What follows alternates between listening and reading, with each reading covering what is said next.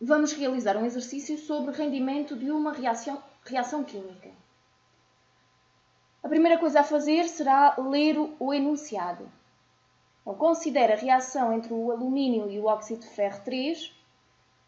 Misturaram-se 160 gramas de alumínio com 2,5 mol de óxido de ferro 3 e obtiveram-se 120 gramas de ferro. Determine o rendimento da reação. A primeira coisa a fazer sempre é retirar os dados.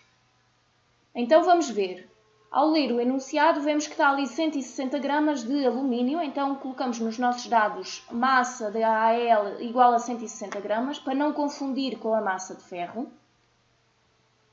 O número de mols, os 2,5 mols que ali aparecem, são de óxido de ferro 3, então vamos pôr que o número de mols são de óxido de ferro 3, para não nos enganarmos.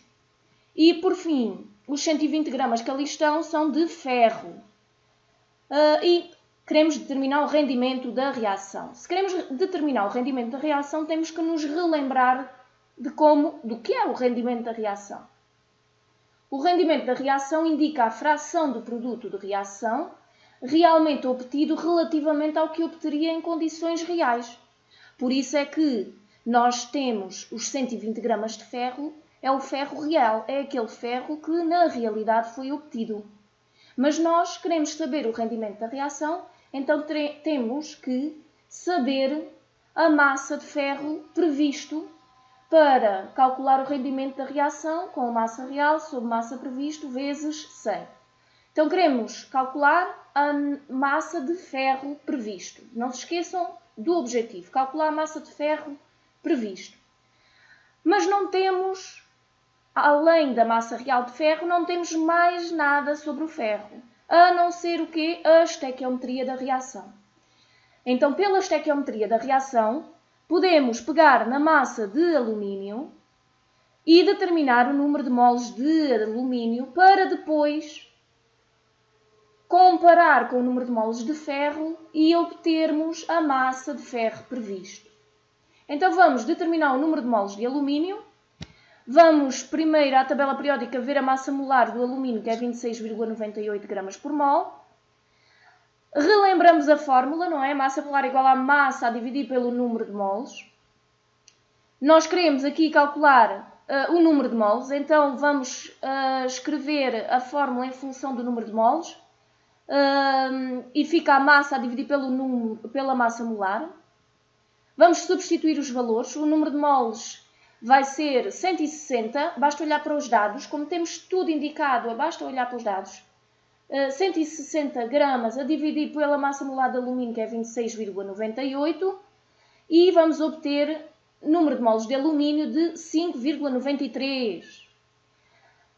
Agora vamos ver, como estamos a usar a estequiometria da reação, vamos ver qual o reagente limitante. Ou se há reagente limitante, por vezes nem há reagente limitante e nós podemos fazer os cálculos estequiométricos sem ter em conta o reagente limitante, mas há outras vezes em que há reagente limitante. É necessário identificar. Como é que vamos identificar o reagente? Vamos utilizar a fração em que determinamos a quantidade de reagente sobre o coeficiente estequiométrico. Então vamos ver para o alumínio. Nós calculamos que o alumínio tinha 5,93 mols. Vamos dividir por 2, porque na estequiometria da reação o alumínio tem um 2 antes, significa que são 2 mols. E então dividimos 5,93, que foi o que calculámos no cálculo anterior, e dividimos pelo coeficiente estequiométrico, que é 2, dá 2,965. E vamos comparar com a fração de óxido de ferro. O óxido de ferro, nós vimos que no enunciado dizia que eram 2,5 mols. Vamos dividir pelo coeficiente estequiométrico. Antes do óxido de ferro não está nada, ou seja, é o mesmo que estar 1, porque o 1 não se representa, então dividimos 2,5 por 1 e obtemos 2,5. A fração é 2,5. Vamos comparar as frações e concluímos que 2,9 é maior que 2,5. Significa que o reagente limitante é o mais pequenino, como é óbvio, se é ele que limita a reação, é o que tem um valor mais baixo, e então o reagente limitante é o óxido de ferro. Vamos continuar. Ao passarmos de folha, eu considero que deves sempre ter em conta os dados, nunca deves perder de vista os dados. E agora que calculamos o reagente limitante, devemos acrescentar nos dados que o reagente limitante é o óxido de ferro. Se os nossos dados estiverem sempre atualizados, nós mais facilmente fazemos os cálculos. E agora vamos determinar a quantidade de matéria de produto prevista estequiometricamente a partir do reagente limitante. Então sabemos que, ao olhar para a estequiometria da reação, vemos que 1 mol de FeO3 está para 2 moles de Fe. Nós sabemos pelo enunciado do exercício que temos 2,5 moles de reagente limitante, então 2,5 moles de óxido de ferro está para N moles de ferro. Vamos usar uma regra 3 simples, não é? Para fazer os cálculos. Multiplica-se 2,5 vezes 2 e divide-se pelo que está à frente da nossa incógnita. Neste caso, dividimos por 1. Então, o número de moles de ferro dá 2,5 vezes 2 a dividir por 1, que é 5 moles. Já temos o número de moles de ferro, agora vamos determinar a massa de produto prevista estequiometricamente. Não se esqueçam que o que nós queríamos calcular era a massa prevista. Então vamos ver a massa molar do ferro, que é 55,85 gramas por mol.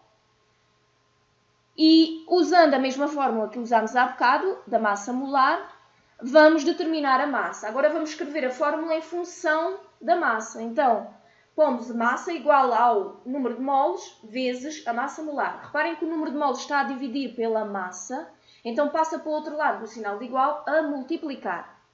Não se esqueçam destas regras básicas matemáticas para não errarem os exercícios só porque não sabiam escrever a fórmula. A massa de ferro, neste caso, vamos ver que calculamos em cima que o número de moles era 5, então multiplicamos 5 vezes a massa molar, 5 vezes 55 e dá 279 gramas.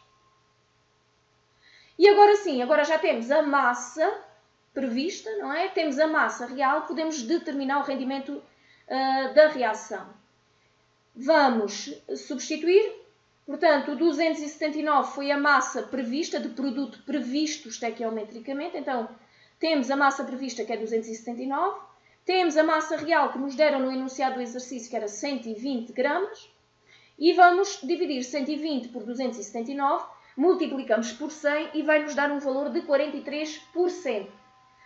Vejam, estamos a calcular o rendimento em percentagem, por isso é que nos dá 43%. Agora vamos ver se o resultado faz sentido. Então, o valor do rendimento varia sempre entre 0 e 1, ou no caso do rendimento percentual, que é o nosso caso, varia entre 0 e 100%.